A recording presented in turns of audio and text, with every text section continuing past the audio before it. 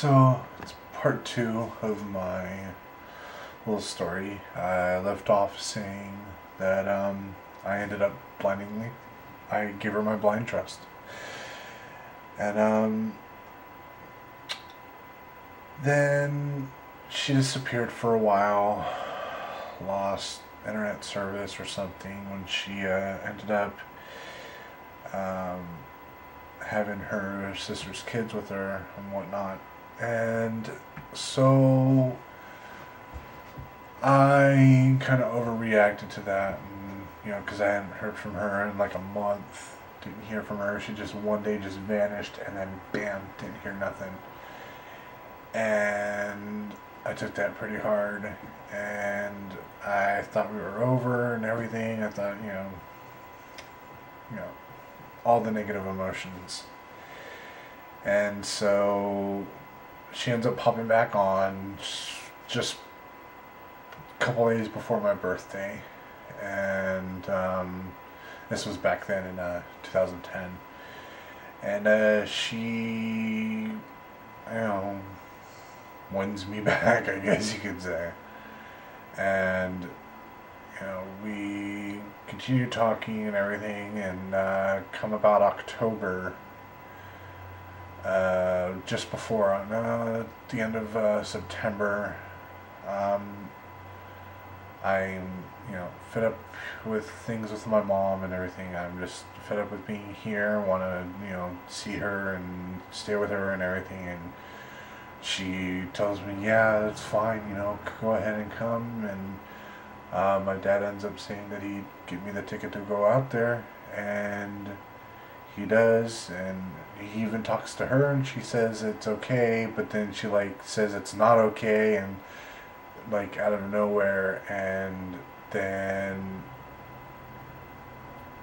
tells me that she just basically just pulls this whole suicide routine, saying she doesn't want to live no more, and all these other things, and she doesn't make any sense to me, right? So I start digging hard, and I end up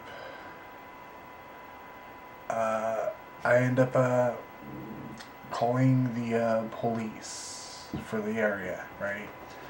And I'm like, I'm really worried about this situation and everything. And then I find out that again, this person that she keeps saying she is doesn't exist. And I start describing, certain things, and she's like, well, that sounds like somebody, but they're not that young, and that's not their name, and so on and so forth. And I was like, well, she has, this kind of property, and it's in this person's name.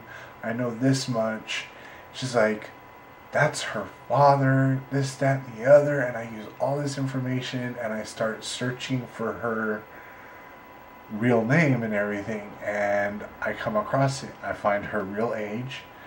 She's about 10 years older than what she said, and I found her real name, find out she's married, has stepchildren, you name it.